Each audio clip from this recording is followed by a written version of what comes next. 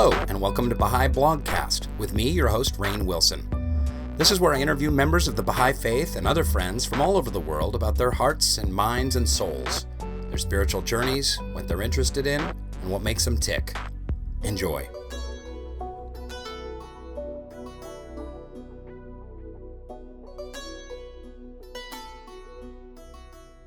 Ladies and gentlemen of the Baha'i Blogcast, thank you for tuning in to this very special episode. I'm here with one of my dearest Baha'i friends, the fantastic Omid Djalili, comedian, author, humanitarian, roustabout actor, the round mound of Alawabha, the bald Buddha of Belgravia, sitting here in my London hotel room. We wanted to wait to have this conversation until we were person to person, because you can just feel the electricity here. No, we didn't want to have a conversation over Skype, because the interviews always go better when you're in person, and we wanted to wait. And we're very close right now, which is great. We're very close. Yes. And you took me to my first football game. First Premier League football match, Chelsea versus Manchester United, which, if you're a soccer fan, that is one of the big games. That's one of the big games. It was fantastic, too.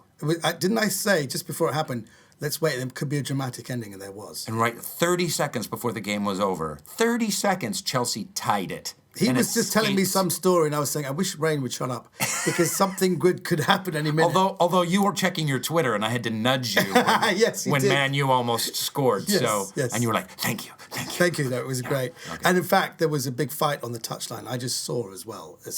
One of the Chelsea were in the wrong. They went to the manager, Jose Mourinho, and were gloating, and then he got up and chased them, and there was a big melee. So, now you've been a football fan all my life, your whole life. Yes. I read your autobiography. Thank you. You read mine? I have. Let's move on. You talked about how the Chelsea players were your gods growing up, and you grew up in central London. Yes. Tell me about your childhood. So many great stories in your book. What's your autobiography It's called again? Hopeful, because it was one of my first jokes was my name Djalili. Omid actually means hope. Mm-hmm. It's a shame that Djalili means less. That was one of my first stand-up comedy jokes. And so we thought we'd call it Hopeful, because I think my story is very much the underdog come good. Mm-hmm. I think that was the idea behind it. It's an immigrant story. It's an immigrant story, and I actually was raised in central London in Kensington, literally a stone's throw from Kensington Palace, which is where Prince Charles and Diana lived. And it's right by Hyde Park, and it's also very near, Baha'is would be interested to, very near the Albert Hall, where the first International Congress took place when they voted in the Universal House of Justice. Oh, fantastic. And it's a very famous story, which was on the front page of the Times, which had a few Persians pulling a policeman off his police horse. And it said, and the headline was, Baha'i Mob Attacks Police. And I did some interesting research into that, and actually what had happened, the Royal Garden Hotel, which is on High Street, Kensington, next to Hyde Park, is where a lot of the Persian Baha'is had booked themselves in for the Congress in April 1963.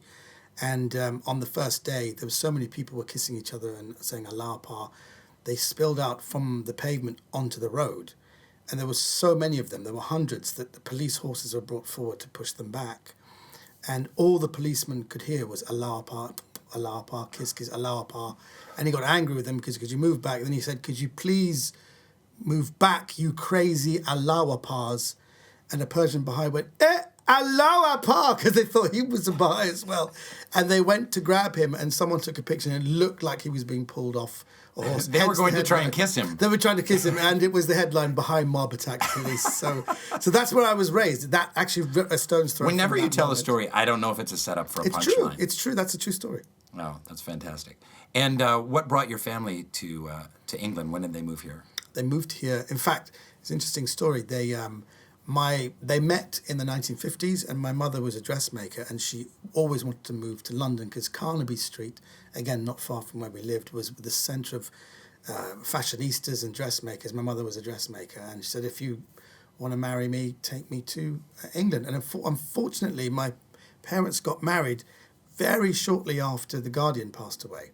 So they were very upset that they had a very muted, for Baha'is to have a wedding after November 4th, 1957, was deemed to be disrespectful. So they had a very muted, it was more like a funeral kind of memorial for Shoghi Effendi, their wedding. So they moved to England in 1958 to pursue this. Well, my father was a photographer and my mother was a dressmaker. And she ended up doing, she did the singer Gugush, who was a famous singer.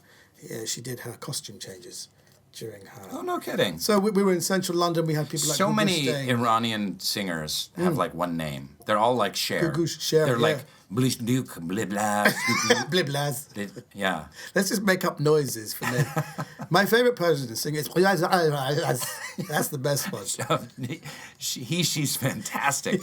But now, I'm vaguely remembering some stories. I read your book several years ago. I'm vaguely remembering some stories about people coming through. Your house was like a revolving door of immigrants and people passing through to get operations in London. Yes. And you grew up with it was quite an adventure in your house. Can you tell us a little bit about that? Yes, my parents ran what you would possibly call a pension illegally as well. They weren't paying tax on it. They weren't they weren't even allowed with a block of flats to have more than a few people stay.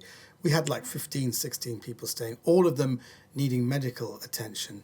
And some of them were quite well-to-do people who could have stayed in hotels, but they wanted that communal feeling of being with other Persians, because people playing backgammon, TV was on, radio was on. There was always noise in the house. But also the people came from the villages who'd never seen a Western toilet before. So they were so used to those toilets in the ground where you put your feet on either side. And I remember someone saying, "Where's the toilet?" And I said, "Here." And he looked at the toilet. He said, "Where's the toilet?" I said, "That's it."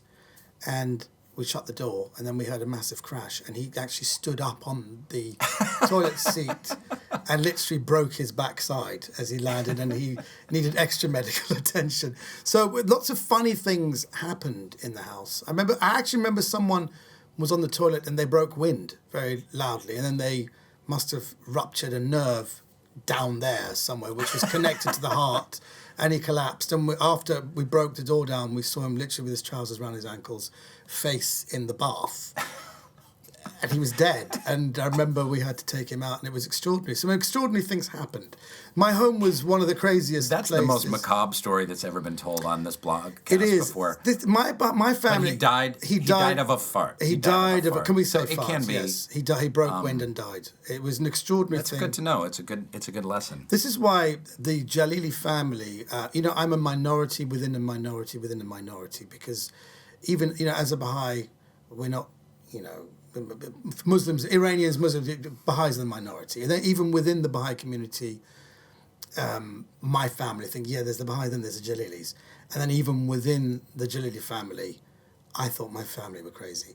So I'm a minority. You're an outcast in the Djalili family. Exactly. I'm a minority within a minority within a minority. Fascinating fun fact about toilets. I once read an article that said the toilet was the most successful human invention ever, because it has not been improved upon since its first iteration.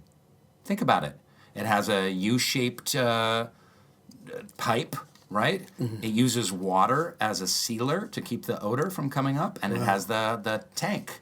The whole idea of like a toilet tank. Those are the first toilets. But that's great. No, you can't improve on it. And the toilet is one of my favourite places. It's my most creative space. It's where I go. I write my best jokes in there. Do you really? I do. In fact, do you remember a joke that you wrote on a toilet? Yes, I do, because I was in a hotel room in Helsinki, and this is a true story, Rainn. By the way, all the best stories begin with that phrase. I was in a toilet in Helsinki, and that's not just the venue I was playing. It was actually in my hotel room. And I'd made an observation that the Finnish language, Finland's in Scandinavia, and we always say, the Scandinavians, hurdy-burdy, from the Muppets. But the Finns are different. Like hello in Finnish is terve.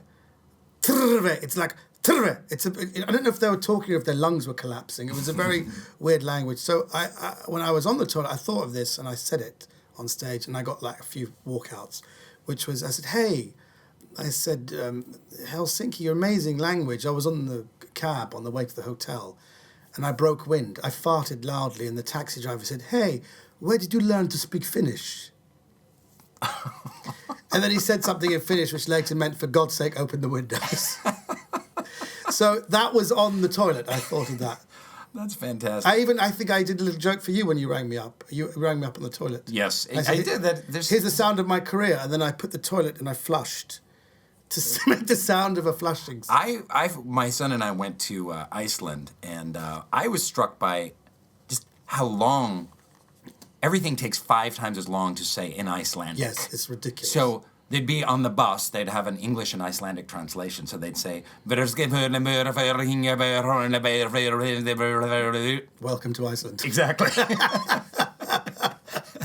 You knew where I was going with that. Okay. So here you are, a child in this pension, this Persian pension in central London, and how do you get from there to comedy?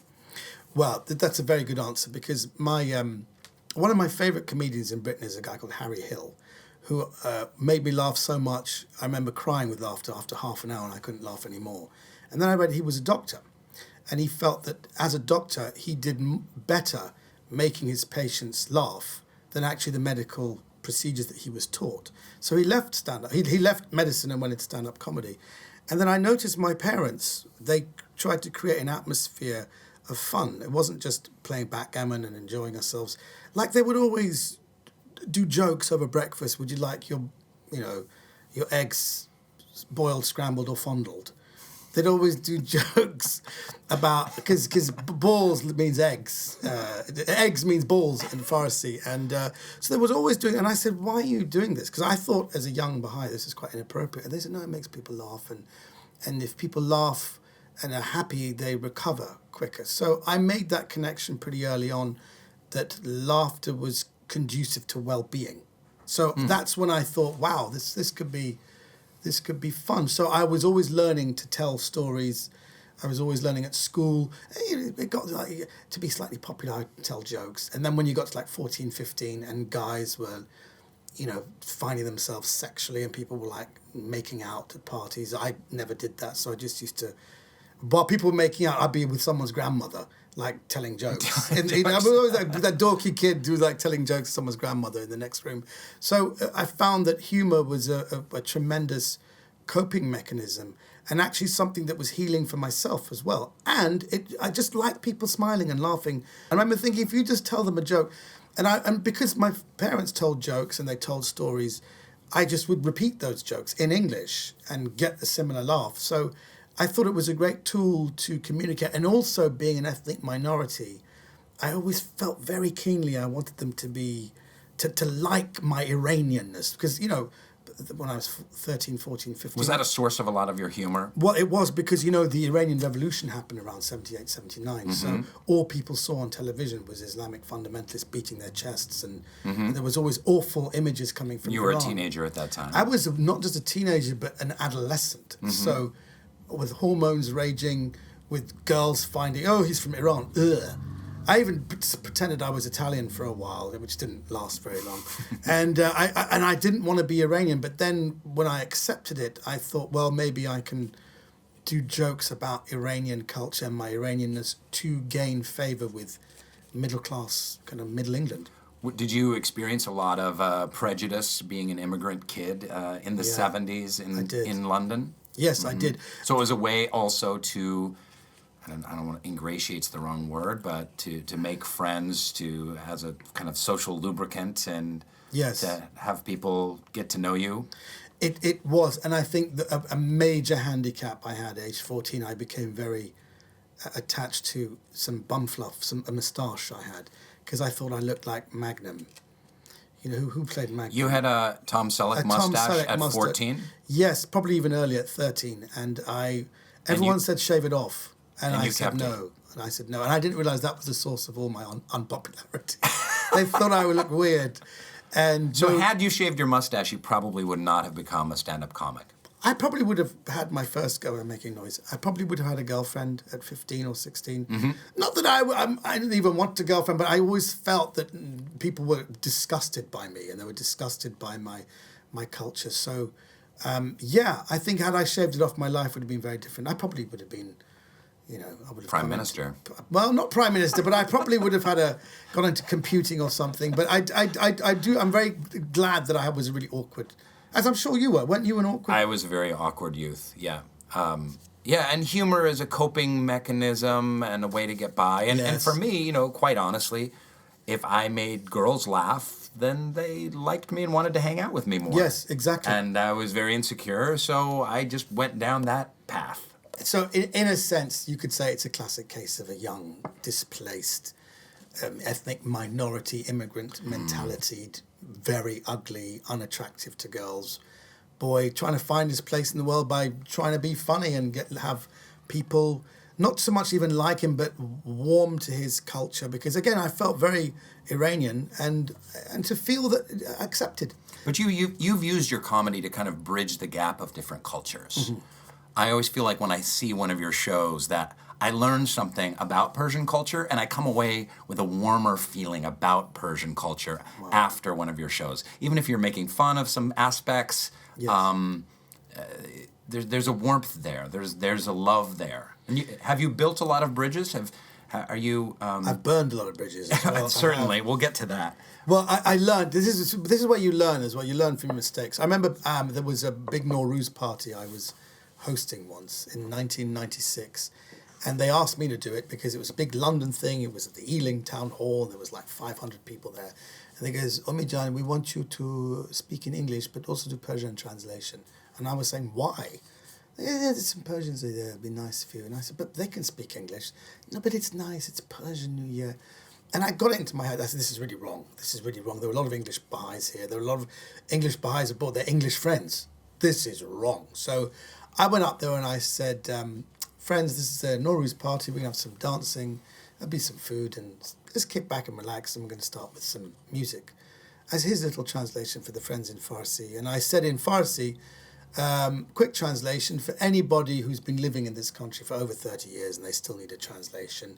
And I went, khak to salatun, which means dust on your hair, which means you're a bunch of idiots, basically. And then one by one, family members were coming, like my dad's sister said, hey, Omid-Jan, please make an apology. I said, no. I was like, no, I'm not going to do it. I'm not going to apologise. And then my uncle came, Omid-Jan, people are really angry with you. Just say a little apology and then carry on. And I said, no, I'm not going to do this. And the evening just became more and more. It was a war of attrition. It was fraught, and it was all, and people were complaining. And there was no need for me to do it. So then I realised actually I ruined that particular evening by being too focused on this one issue. So it was, I burned all the bridges.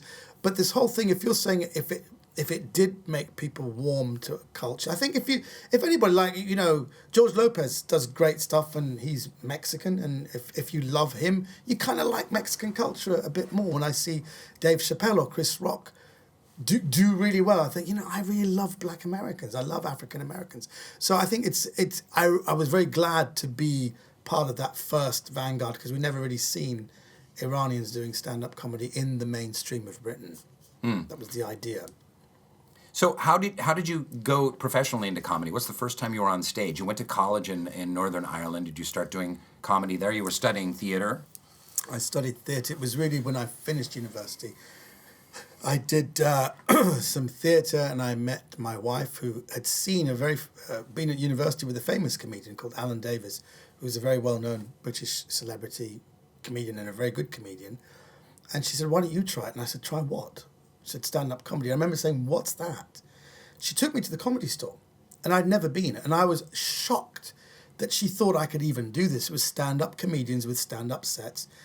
And I'd done a little bit of storytelling. I'd done a best man speech at some wedding. I'd maybe done a few sketches. I'd never done stand-up comedy. And she says, well, you've been doing this anyway. Do you remember that thing you did at the Baha'i summer school? That's stand-up comedy. Remember you did that at so-and-so's wedding? That's stand-up comedy.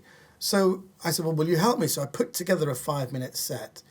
And amazingly, it worked. I mean, so many thousands of people in Britain try and be a comedian. There's literally open spotters, and it's like a sperm, fertilizing the egg. It's like the chances of getting through. The chances are very, very little. And just even getting your first laugh. And I'll never forget, I think one of my first ever jokes, that one I said, Omid and hope and shame that Djalili is less.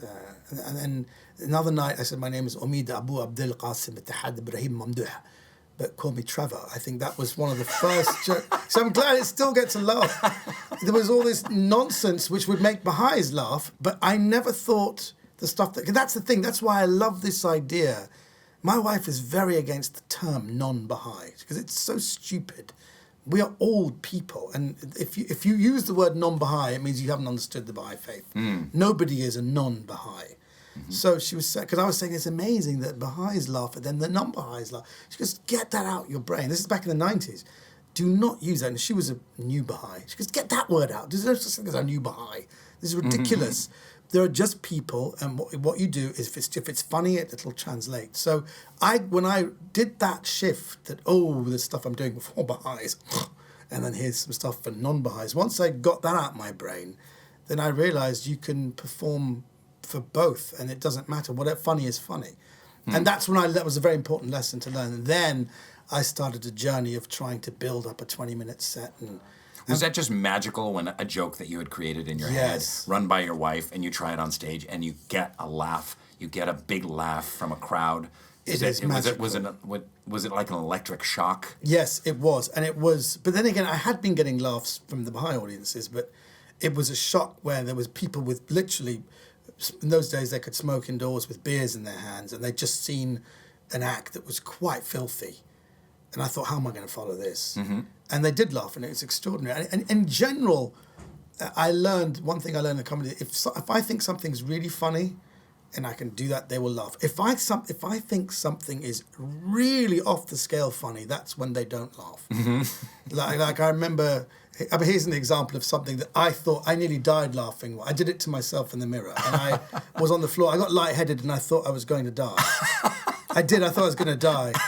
And then when I did it to a crowd, nobody thought it was funny. And it was I just read somewhere that Robert Mugabe, from the Zimbabwean leader, that he was people didn't understand him because he was quite incoherent when he spoke. So I did this sketch to myself of a BBC journalist saying, Mr. Mugabe, how do you answer accusations that you're getting more and more incoherent? And Mugabe says, la, la, la, la.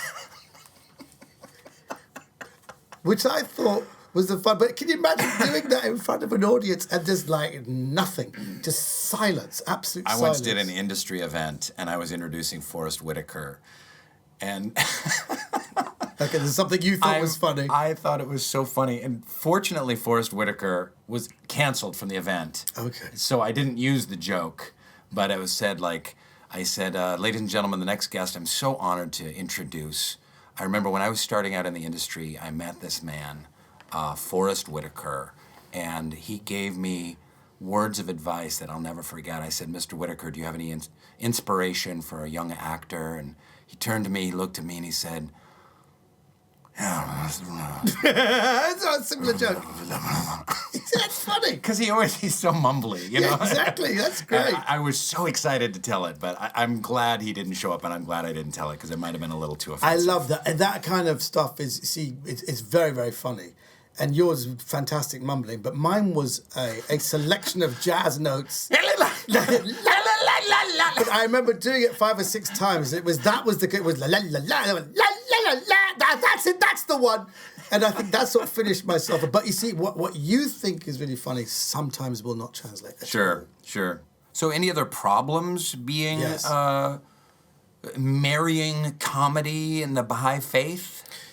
That's a very good question. It's tricky, right? It's tricky. Very tricky. I know people have been very offended by things that I've said, things that I've tweeted, sketches that I've been in that have been raunchy. It's a tricky line to navigate and to walk, and I've certainly made a lot of mistakes. But at the same time, there is something in me, and I think you share this, where sometimes what's funny is just a little over the edge. Sometimes what's funny is when you're just kind of pushing the envelope a little bit and you're a little bit in the dark side, and that's where it makes me laugh the hardest. But how have you navigated this? It's a difficult one to navigate. That's the thing. I've always tried to. You see, let me pick up that question again. That's a great question, and it's some advice that certain Baha'is have given me is usually the first advice that I've rejected, which is usually they say, Maria Khanum once said, if Abdul Baha was in the room, would you do it for Abdul Baha? Which is, if that was the case, I wouldn't even... Actually, Abdul Baha would find that very funny. But we can't say that. But the thing is, I've always, and I told this to you a while ago, this is a very good question. It's something that plays on my mind a lot. And usually what other Baha'is tell me is not that helpful. Although once, I have to tell you this, and I don't know if I should tell you this. I don't know if it was these very private conversations I had with members of the House of Justice. I think I shared this with you once, that I was in Haifa, just as I'd got my own TV show. I mean, you get the Omid Djalili show, BBC One, primetime, Saturday night. And they just wanted stand-up and sketches. That's all they wanted. And I thought I'd go to Haifa and pray and get some advice. And I didn't meet with the House of Justice as an institution, but they did meet, for a lunch or a dinner, and privately told me what they thought. And they gave me 4 bits of advice, which is very interesting. I'd love to share it with you. The first thing they said is, number one, whatever you do, don't be afraid to make mistakes. I think that was the most liberating thing. Oh, that's beautiful. That's beautiful. You will make mistakes, and you will make those mistakes, and you will decide when something is a mistake. That was the first thing they said. But don't be afraid. The worst thing you can do is if you're afraid and causes inertia, just do it, and then realize. It's just a great rule for life, isn't it? A great rule. And a for great life. rule of being a Baha'i. We're always encouraged to kind of make mistakes as Baha'is. Make mistakes. We all make Try mistakes. things. And they all just said, make mistakes. They all say, we make mistakes. Everyone makes mistakes, So that was the first thing. Number 2, they said, don't listen to other Baha'is, which I thought was amazing. That was amazing.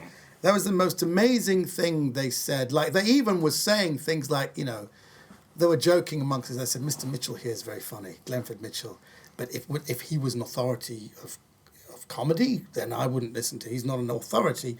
He doesn't know what the trends are. He's not in the business. So to be in the business, to know what will make the populace laugh and keep you respected amongst your peers, that's a very different thing. So we don't know any Baha'is who've been in this field, so don't listen to Baha'is. And that was a rule. That was rule number 2, which I thought was amazing. And I was thinking, this is amazing. They said, rule number 3, and this is very important, which shocked me. They said, be political. And I said, you're going to need to elaborate on that. They said, it doesn't mean get involved in party politics. It doesn't mean espouse the values of the left or the right, but engage in the discourses of the day. Fantastic. They said, so whatever the discourses are, so for example, now, if we like Brexit, for example, Brexit's a big thing, but it's a very big political animal, very, very political subject. And I know as a comedian, if I was to say I'm pro-Brexit or anti-Brexit, it's so divisive, literally, because if that was like a 48% vote, you're going to alienate one group. So they were saying, but you don't feel you shouldn't speak about it. You should speak about it. I said, well, isn't there something about Shoghi Effendi says, don't mention names, don't people? They said, no, if there are dictators or if there are people saying dumb things and you want to make fun of it, go ahead. Like Mugabe. Well, that was a political, that was me as a Baha'i thinking, what's the funniest non-political thing I could do? And it was a series of jazz notes. But that's fascinating. Like, before you get to, I want to hear more about rule number 3, but before you get to 4, as Baha'is, we've been encouraged now for 10 years to engage in the discourses of society. And what a better way to do that than through comedy and through stand-up comedy. And some of the greatest political thinkers we've ever had have been comedians. Yes.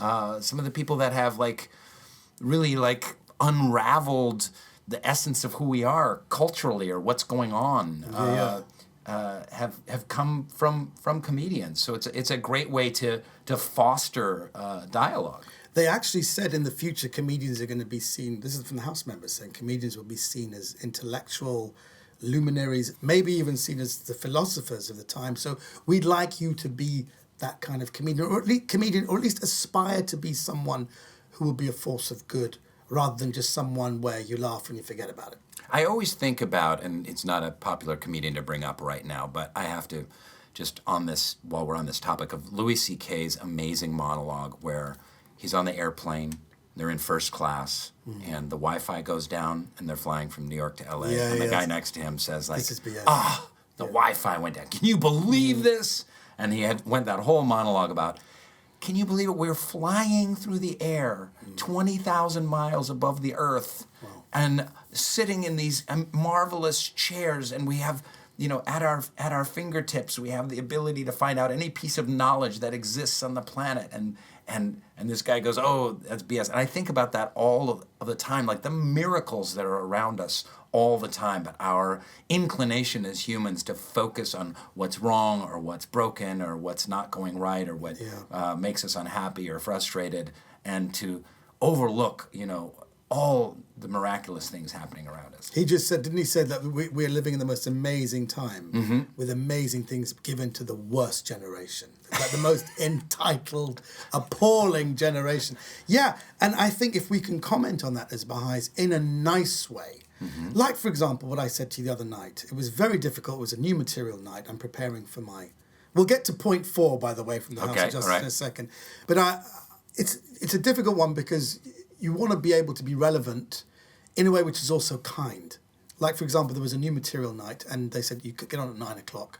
There's 3 comedians before you. They'll warm them up, and it'll be great. And then I was watching the 3 comedians, and they were coming out with the most vulgar, the most appalling stuff that actually the audience wasn't laughing at all. They were genuinely seemed offended. They were shifting, and they were really terrible. I mean, really, really terrible. It was, I can't even repeat the things they were saying.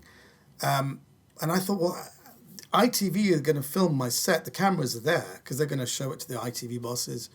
I've got to get a few laughs. There has to be some kind of semblance that this is a comedy club. So I went on and I said, you're probably wondering why I'm here. It's because I like to go backstage and hang around with the younger comedians and say discouraging things to break their spirits, hoping that they'll retire from stand-up comedy. Then I watch them and steal all their best material. So anyway, and I started repeating the worst, most appalling jokes that they had said. All containing of them. These terrible swear words, the worst vulgar, the most appalling vulgar. The grotesquities. The grotesque, when it got massive laughs. But then someone told me, which I didn't tell you, Rainn, someone told me they were there that night. They were standing right on the side where they could see me and they could see the comedians behind the curtain. And the comedians were laughing. The same comedians I was kind of making fun of, they were laughing their heads off. So they were not being chastised. They had tried some material that didn't work with this. A comedian knows when the material bombs, they have to develop a thick skin and a sense of humor about that. Exactly, and they did not mind. And so I think that's what pleased me so much. This is probably never going to happen again. I'll probably never be in a bill of such appalling comedians. But I really appreciated my own values of trying to get a laugh, warm up the crowd, and also acknowledge what happened in the room was they heard some very vulgar things that didn't make them laugh, and we acknowledged that, and we moved on. So I was very happy with that moment. And that then brings me on to the fourth and final point the members of the House of Justice said. So they were, number 1, don't be afraid to make mistakes. Number 2, don't listen to other Baha'is. And number 3, be political. So be political, be relevant, and be kind as well. You're going to be, don't be also too hard. Don't be, And the final thing they said was the one that affected me the most. And they said, when you're in it, be absolutely assured of divine assistance. Wow. And I said, what do you mean? They goes, you're doing something new. No one's ever done it before. Just say prayers and they will help you. And a number of times I feel that I have been assisted is extraordinary. One time I can tell you where I wasn't assisted, which is quite funny because I've got to tell you this, because I had a joke which had a great build-up but didn't have a punchline. So I thought, I'm going to say prayers for a punchline. I'll say prayers. I said, Ya Baha, I don't have a punchline. Could you send someone to give me a punchline? So I had a dream that night. This person came to me and said, you know that routine you're doing there? How about this as a punchline? And I woke up. I said, did I just dream that? And the this is a true story. True story. You had a punchline delivered in a dream. Now, was it like Abdul Baha or anything like that? No, it was an English guy in a suit. It was just, okay. He had a moustache as well. Okay, like you at 13? Like me at 13, but he looked kind of awkward. He was English and with moustache. It was very strange, but he looked socially awkward, but he gave me this line. And I woke up and I went to my computer and I said, do you know this work? And I was in such a kind of spiritual high, I just assumed it was delivered, a punchline was delivered. I went to the Comedy Store that night, did the routine, the laughs are building. I hit them with this divine punchline. Nothing, absolutely nothing. It bombed really, really badly. And I You think Baha'u'llah was laughing? Well, the thing was, this is the truth of it is, I went back to bed and I had another dream, and the same guy came back to me. This is, and I'm not kidding. This is not a joke. This is not a joke. I'm telling you the truth. I can't tell when you're setting up a joke because I'm in a story. prayerful state. Okay. And I say my prayers. I go to bed, and this guy, the same guy who's been in the dream the night before, comes up to me and says, "I'm really sorry about that." And I said, "Who are you anyway?" He goes, I just used to work in an office.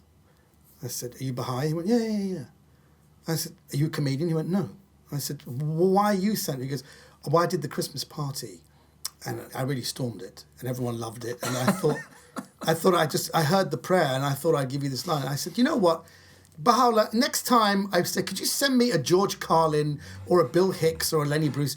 Send me some accountant in Leatherhead in Surrey outside who just stormed a Christmas party once."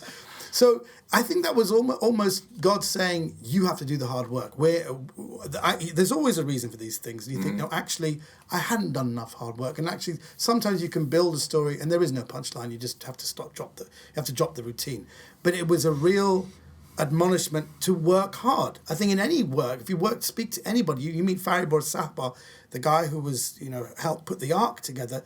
He worked so hard. It's hard work. So that was a lesson I heard. And that whole thing of God helps those who help themselves. So when it comes to divine assistance, we're not just going to give you the jokes. If you work hard, you help yourself. But what a great, those pieces of advice don't just hold true for comedians. They just hold true for people in life and for Baha'is being Baha'is. Yeah. And that last one, just be conscious of divine assistance. If we say every day in the obligatory prayer, God is.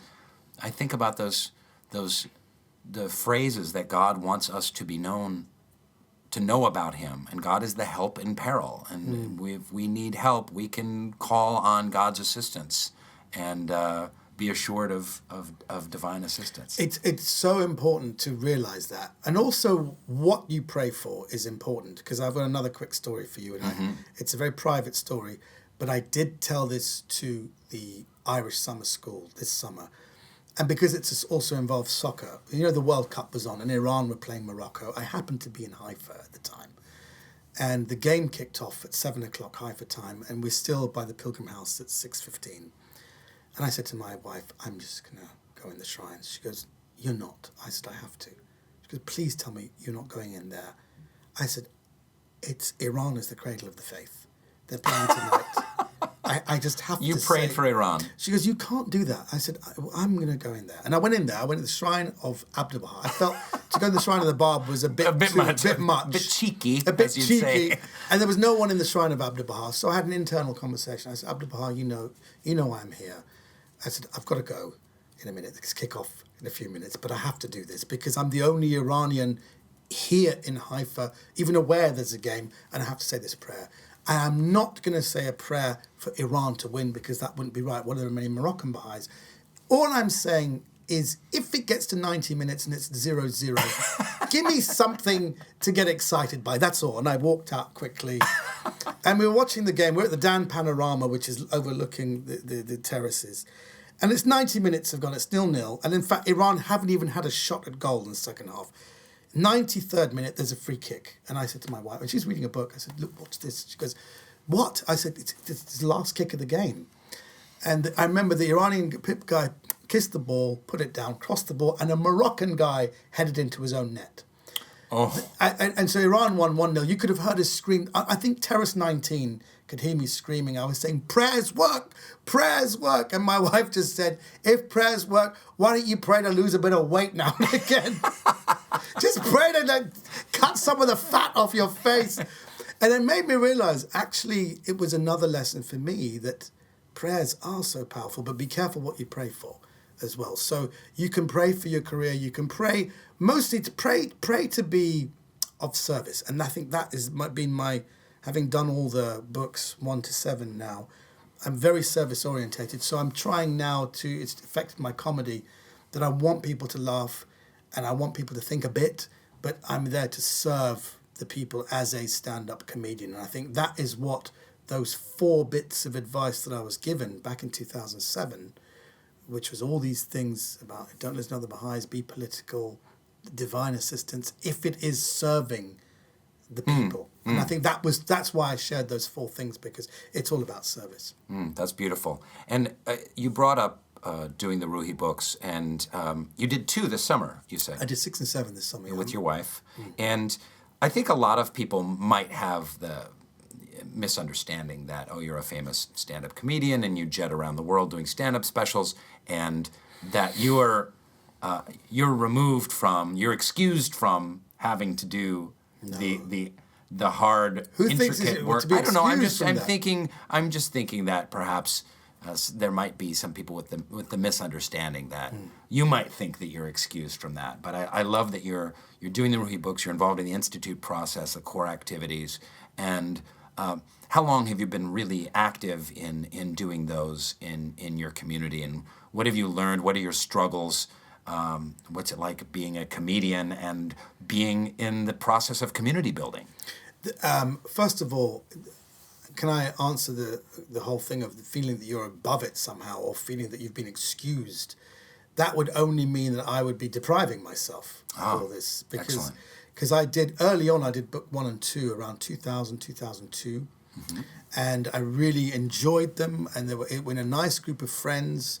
And I thought it was absolutely a brilliant process to get involved with the Baha'i writings. And I mean, maybe we went on a bit too long. What could have been done in 3 or 4 days was strung over 6 months, which is a bit crazy to me, because I thought we were going to do them intensively, like over a week, or on one holiday we did it over 4 days. And we just blasted it 2 hours in the morning, 2 hours in the afternoon, 2 hours in the evening. And it was really exciting. And that whole sense of community building and saying prayers, I think that it's been easy. I prayed for it to be a bit easy for me, because then when I did the Ruhi process, we got an email out the blue that a group called Friends of Faith would like to come and hear about the Baha'i Faith. We are a group, we're Christians who believe we should understand every faith. We're 50 people, and we'd like to come to your house. And it was during the World Cup, and they came. There was about 13, 14 people came. I gave an Anna's presentation in my own way, and my son did some songs. And they were so receptive that they've now, hopefully, will come and hear you. And they actually even said, we consider ourselves Baha'is. And they said, this is marvellous. And it was made easy because then the France-Argentina World Cup game was on, and most of them were into soccer, so we started watching the last half an hour of that as well. And it was easy. It was made easy for me. That's why I was saying prayers, make it easy for me. And it's been a tremendously exciting thing. And to have people who are receptive was so wonderful. And I always worry that I've got to teach the faith to other celebrities, and they're not interested. All my friends are atheists, and you can't even get past God. That's the first thing. Yeah, sure. So to have people who are really receptive was a wonderful thing, and it was so much easier. And also sometimes if you haven't been teaching, it's like a muscle. If you haven't been teaching the faith for a while, you're not very good at it. So I thought, I started off being a pioneer in Czechoslovakia, and why have I let this ball drop? So consciously for the last few years, I've been trying to do all the books and just make those conversations easier and more natural for me, whereas for a time they weren't. What other activities are you doing in your neighborhood and your community? I get involved in children's classes. I was very involved in my kids, actually. They've all taken on. I've got 3 kids who are... Were they part of the Junior Youth Spiritual Empowerment Program? They were, yes. My kids were very much involved in the Junior Youth Program, and I was involved, but on a peripheral way, like driving people. You go and get the food. Bringing cookies. I was all that. I wasn't really involved, but I could see how it was affecting their lives. And I could see their relationships were getting stronger with their peers. So I thought, well, why can't I do that? So we started doing Ruhi classes, and it's been a tremendously connective. It's a wonderful thing. And I'm just so glad, because I would hate to have been deprived of it. And it's never too late. I'm 53 now, and I've been really getting into it in a big way. And I don't want to be... I have to tell you, back in the 90s, when I lived in Czechoslovakia, we had Russ Garcia, and Yeah. you know, they were in their like late 60s and 70s, going around and doing their songs. His daughter and granddaughter live in our community. They're Really? always talking about the Garcias. The Garcias were Yeah. amazing, and I in my head I stupidly thought maybe when I get to 70 I'll get a yacht and go around. I'll be like a rich celeb and arrive in yachts and just get to airport and then do a few bits of stand-up comedy, teach the faith, and move on to the next place. And I thought that's a crazy way to live. That's a misinformed way of looking at what the Garcias did. So let's get involved with the here and now. Yeah, I mean, you shouldn't use a yacht. You should use a private jet. Exactly. Like those imagine? those preachers now. I need a 54 minute because I need to fly not just from Oregon to Seattle. I need to fly around the world with no petrol stops. I love all that stuff. So yes, the point is not to deprive yourself. That was the thing, and being involved it's so joyful. I remember thinking that being a Baha'i should be joyful. It shouldn't be a chore. And it's something you get to share with your wife? Something in your marriage you get to share? It's wonderful. It's good and it's fun. It's fun, and it's not a humorless activity. It's Now, great. you had some fun recently speaking to a former House member about your experience with Book 4 and a little criticism you had about Book 4. Yes, I shared a criticism with the House member Shahriar Razavi, who was my age and was raised in Britain like me, and we share a similar sense of humour. But he said that when we go and meet Dr. Arbab, I'd like you to share it with him. And I said, I don't want to. This is just between you and me, Shahriar. And he said, Dr. Arbab kind of was the founder of the Ruhi system. in Colombia and worked a lot. And I'm Yeah. a very highly respected person. I did one of his moral education classes in Czechoslovakia in 1992 and loved it. And basically that was the beginnings of the Ruhi thing. And over lunch, Shahriar said, Mr. Arbab, Omid has a criticism of Book 4. I said, oh, no, really? He goes, no. He said, share it with me. And I said, well, there's a bit in Book 4, I just think you're selective with Baha'i history. He goes, how so? I said, well, there's a bit where the Bab says, if only I could die at the hands of my friends than at the hands of my enemies, at which point Anis gets up and says, I'm ready to do your bidding. And the Bab looks at him and says, you will die with me in the square tomorrow. He said, yes, that's correct. I said, well, you've missed a bit. He said, what? The bit where Anis goes, now, hang on 1 second. I've offered to kill you. What's this nonsense about me dying in the square? I never signed up to that. You know, and he laughed. And then later on, he took the idea and ran with it. He goes, Omid, I'm now having an image of the Bab and Anis together, held up by ropes. And Anis going, psst, you got to get me out of this. You can do a miracle. And then when the shots miss and the smoke dissipates, he goes, right, let's get out of here. And then they go back and go, we're going back again? Are you kidding me?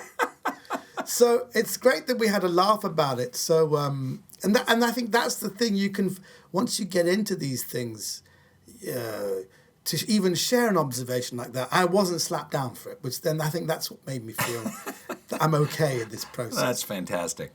But I had forgotten you had gone pioneering to the Czech Republic. When was this? How old were you? Were you doing stand-up at that time? Did you take time off? Did you have kids then? No, it was 1989 when the Berlin Wall came down.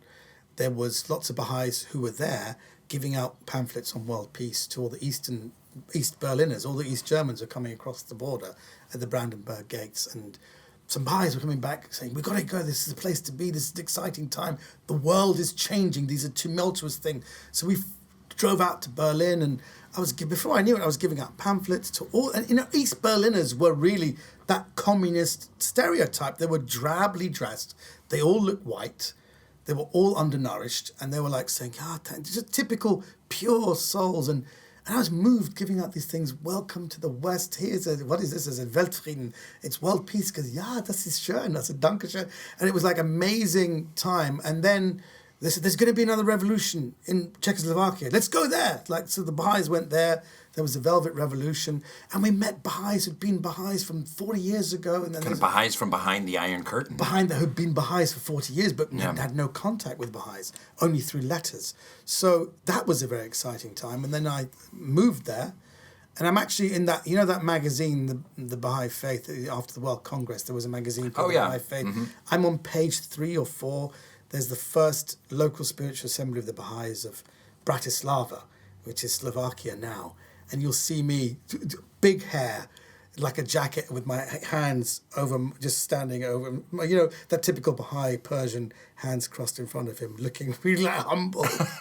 And that guy went on to be a stand-up comedian. I'm there in the first picture, so my family was so excited, and I lived there for 5 years. And I did like experimental theatre there, but really crazy experimental theatre. I'll never forget the first piece of theatre I was involved with. There was a... Have I told you? I haven't told you this. I don't know. The weird stuff I was doing. You know, that really crazy experimental. Yeah, and the Eastern European theater is mad. fantastic. It is like the opening scene was like there's a goldfish coming from the top of this goldfish on a string coming down on a lever, and there's someone with a tight pin spot, blackout pin spot, someone with a cello playing one note, and the goldfish lowers down, lights come up, and I've got a Magnum 44, and I go click. And a little explosive device makes the goldfish explode, and I shout Lenin at the top of my voice, Lenin! And there's a blackout, and there's like a standing ovation. People went nuts, saying, this is the greatest thing we've ever seen. So I ended up doing all this weird experimental theatre, but at the same time being on the local assembly and teaching the faith, and it was a very, very exciting time. So yeah, I ended up being there for five years. It was incredible. And then came back in 95 and then ended up, that's when my stand-up career really kicked off. But out of necessity, because I had no job, no money, and no one knew me. And we were doing the Edinburgh Festival with kind of weird experimental theatre. So, and that's how things kind of took off. It's fantastic. So what are you learning spiritually these days? Where are your spiritual tests at? And what have you gleaned? That's a great question, Rainn. For me, you know, there are certain things, you grow up in the Baha'i community, like prayer and meditation is very important. And I heard that a lot in the Baha'i community, but I didn't really fully understand it. And I realize now, looking back at it, I just wasn't in a family that prayed together. Prayer and meditation was not a big deal for my parents. They weren't into that. We never said prayers as a family. You didn't? We never said prayers. In fact, when my mother passed away... Now, is that just a Djalili thing, or is that a Persian Baha'i thing? No, it's a Djalili thing. It's definitely there, because a lot of Persian Baha'is, they say prayers in families. Whenever I say that, they went, what? You never did that? We never did that. In fact, when my mother passed away, I suggested, should we say some prayers for her? And they went, one of them said, I don't know who, I think my father said, why? And I said, maybe we should pray for her soul. And he said, but she's gone. And I said, yeah, but you know, she's maybe in the next life. My dad just said, there is no next life. And I said, what kind of Baha'i are you? Because I don't believe in anything. And I said, okay, all right, I get that, Dad. You're not in a good space right now. We'd like to say some prayers. So I think I said a couple of prayers. And I remember just one I glanced up just to see, and they all just had their eyes open. And I think one of them was even scratching his groin. I think my brother was like, they weren't really. And I said, look, could we just like take this seriously?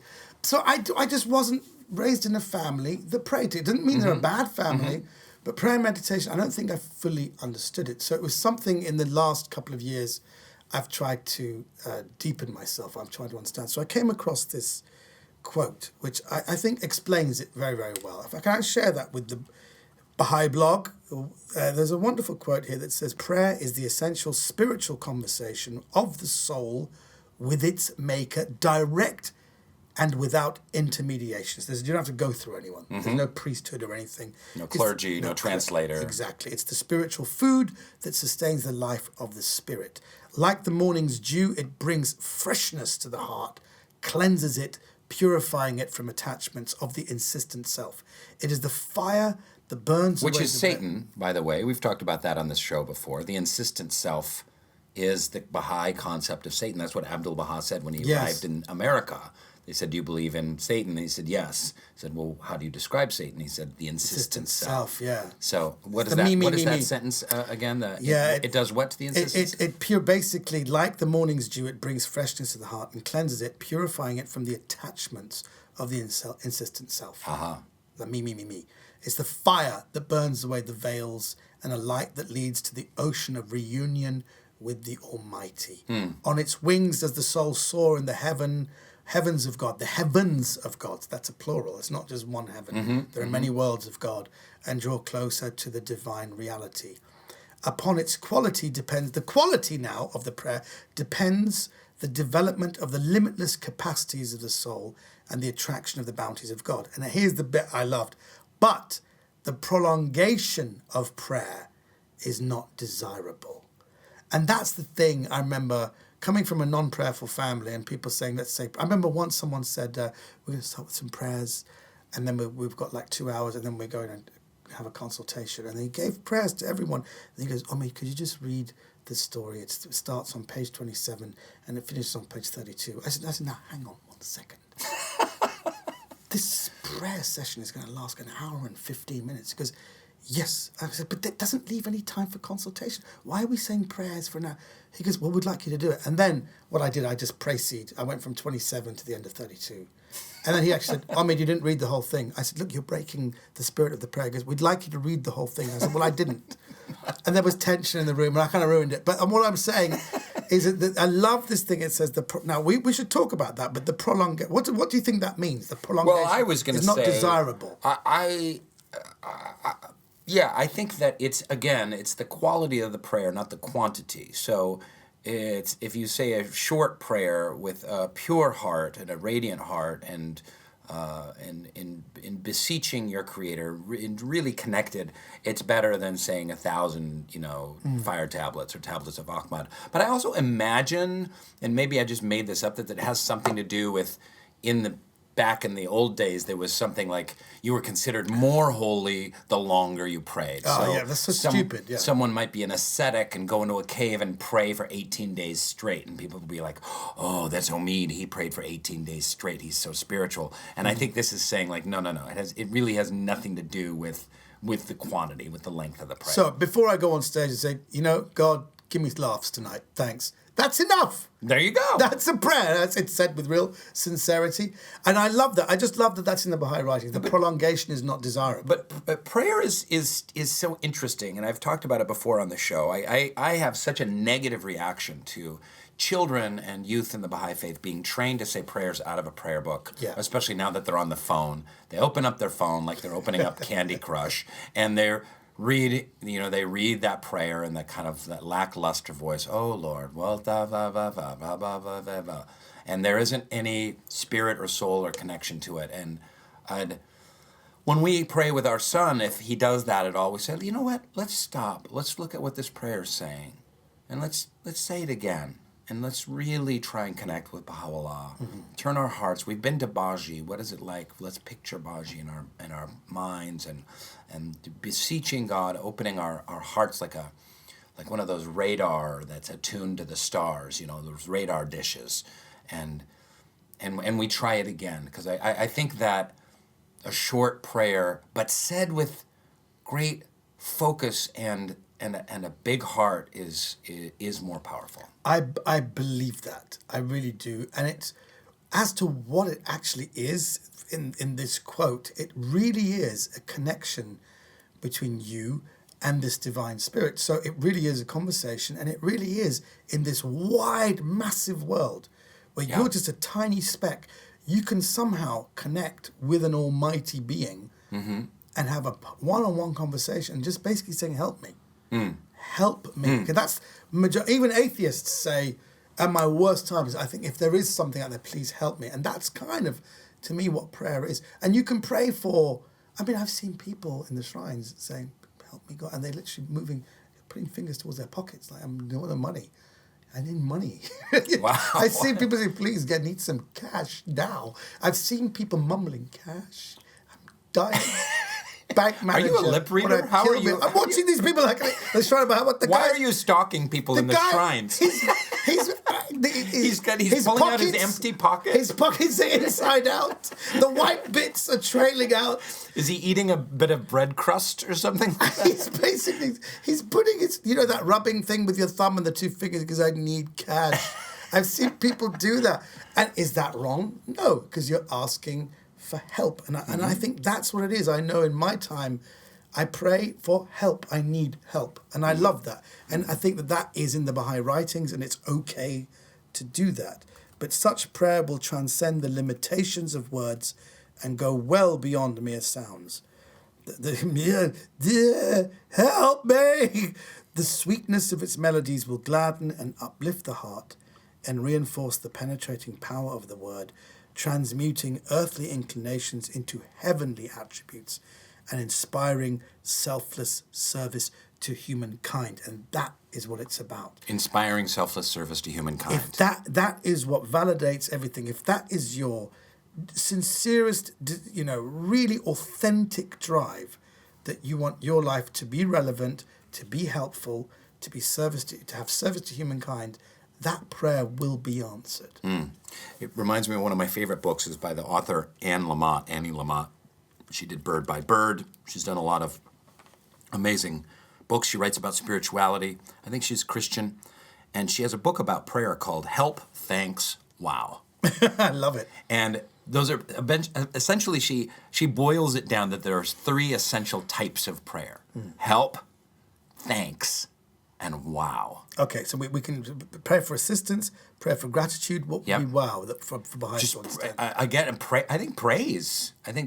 Like wow. This is. It's kind of gratitude. It's connected to gratitude. It's the miracle of life. We're alive. I mean, this is amazing. You and me, Omid, yeah, right? It's great. You and I. We have these blips of consciousness residing somewhere in our soul, body. I love you. Flesh. If you're not watching brains. this, our faces are coming closer together. And no one's watching this. How would they be watching this?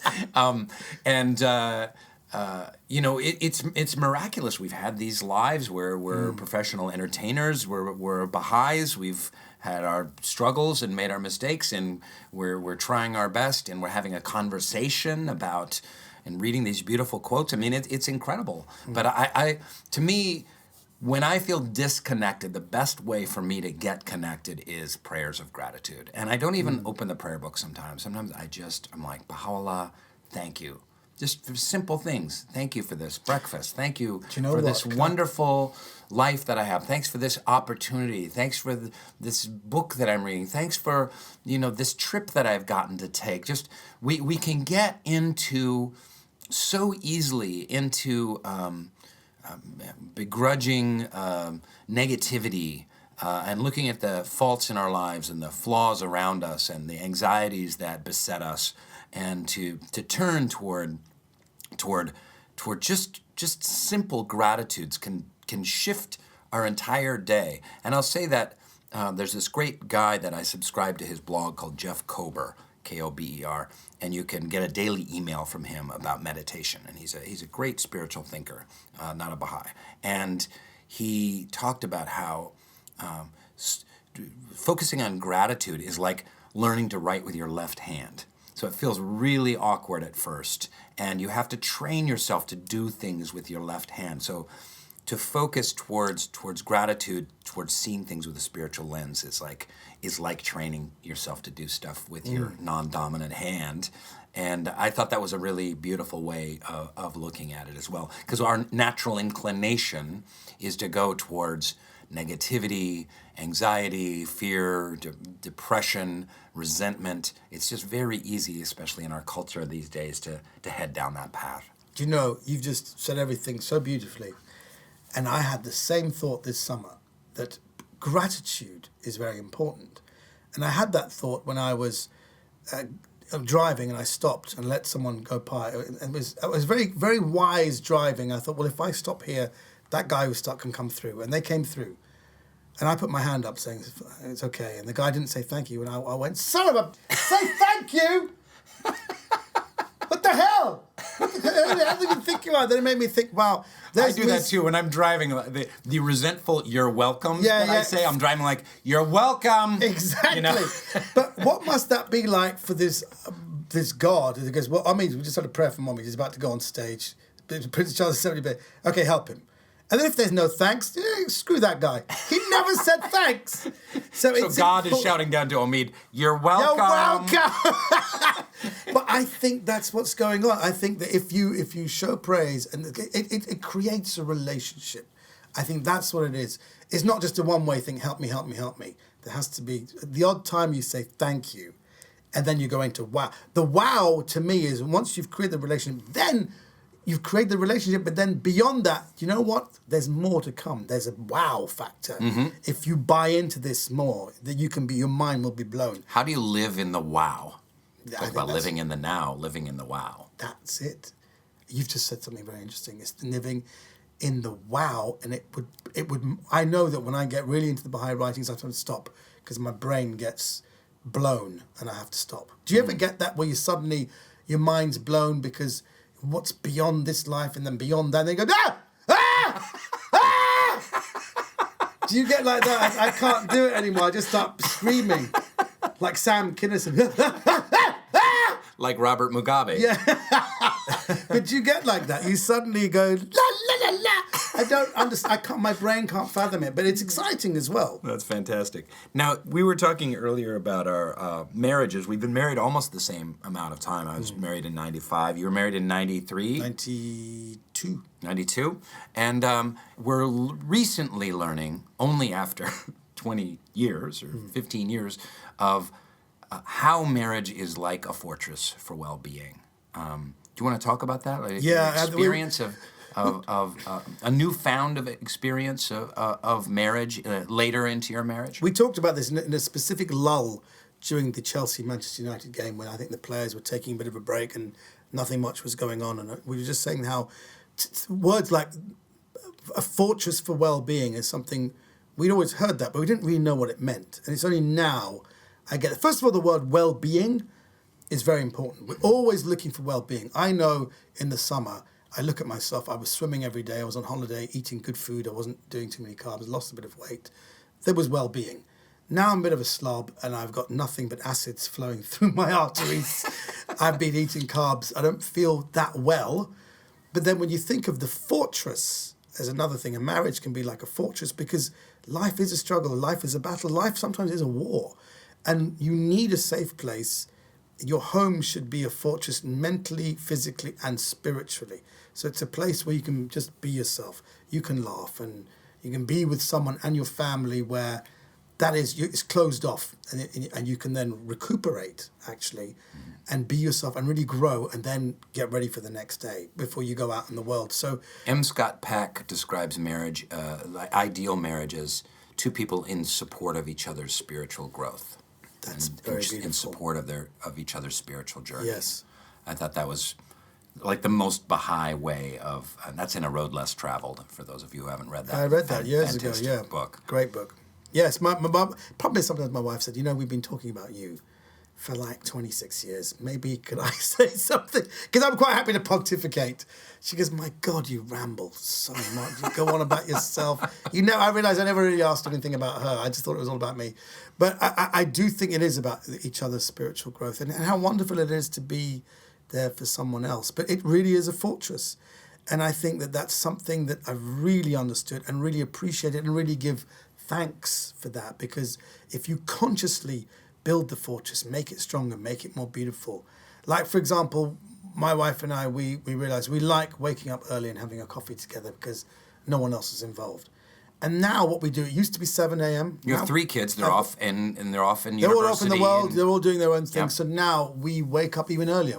Even if we go to bed at 1 or 2, the alarm is set for 6 and someone goes downstairs to make the cup of coffee. I don't know why we don't have it in the room. We could just make it There in the you room. go. That's one thing I just thought I should change.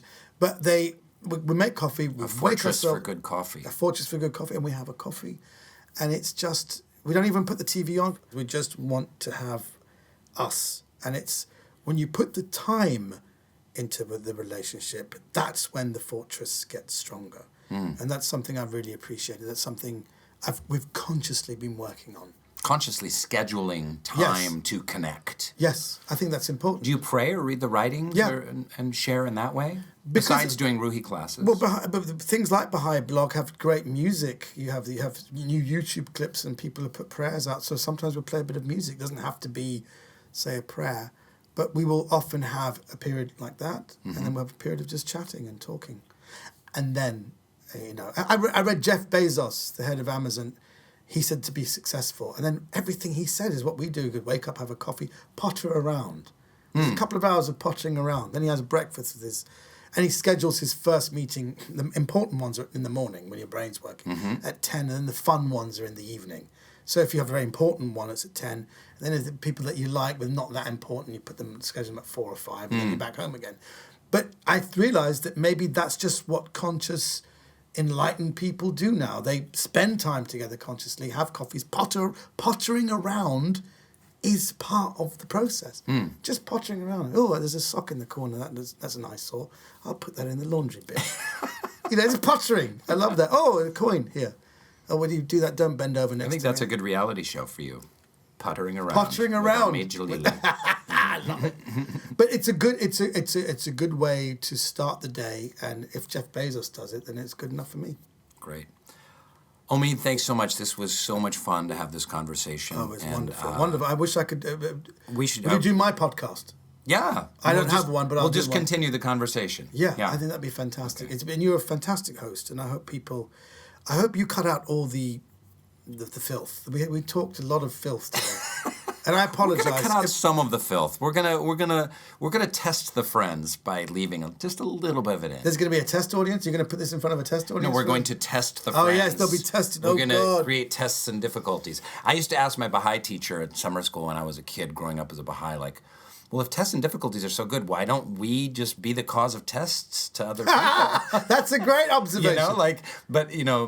This Baha'u'llah said, be no source of harm to anyone, of course, but why not? Yeah, why not? We're always a test. If I threw you through this window right now, that would be, and you broke your arm, that would be a colossal test for you. No, but and you would grow so much spiritually, and you would be thanking me. I would remember. It would be a reminder of a talk I heard that actually there's the laws of physics. There's saying your prayers and reading your writings is spiritual food, in the same way that if you throw yourself out of a window, thrown by Rainn Wilson, you will break your bones. I'll never forget Jack McCants, who gave the most amazing speech about the spiritual reality and the physical reality being so close together. Like if you go out of a window, you break your bones.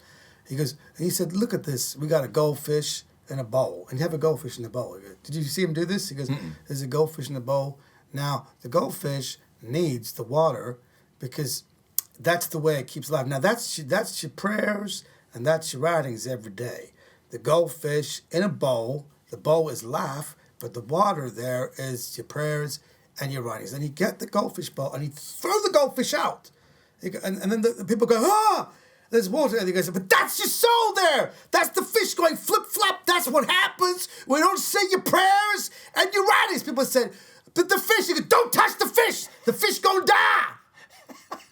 Leave the fish. And then someone put the fish back, get some water. And go, now that's a lesson for y'all to realize you got to say your prayers and read the writings. And people say, that's so extreme. The guy's crazy. But it taught me a very important lesson that actually it's the laws of physics. He actually threw the fish. He emptied the goldfish bowl in front of all the people. He literally did it. He didn't just describe it. In front of everyone. And people go, the fish is going to die. What kind of crazy Baha'i preacher is going to kill a fish to make a point? He goes, I'm never going to kill the fish. Just to give a little example for y'all. And I was so taken by this. But you never forget that spiritual lesson. I'll never forget that. So if you threw me out the window, I'd see that as just some kind of spiritual lesson. Okay. Thanks, Omid. Thanks for taking me to my first Premier League soccer match. It was fun, wasn't it? It was great. And thanks for riding me around London on the back of your motorcycle. During the protests as well. I'm so sorry. That was crazy. A half-hour journey took an hour. You ride like a lunatic. No, come on. You're a masterful. I wasn't bad, was I? You're going down through the center of lanes in the wrong way on lanes, driving American style down London streets. But it was awesome. I used to watch Chips. I love that show. You're like Eric Estrada. I want to be Eric Estrada riding those motorcycles. I finally got Persian chips, kebabs. All right. Thanks, guys. Thanks for listening to Baha'i Blogcast. Hope you enjoyed the episode and the conversation. Check out more fun Baha'i stuff on Baha'iBlog.net. Thank you so much, and good night.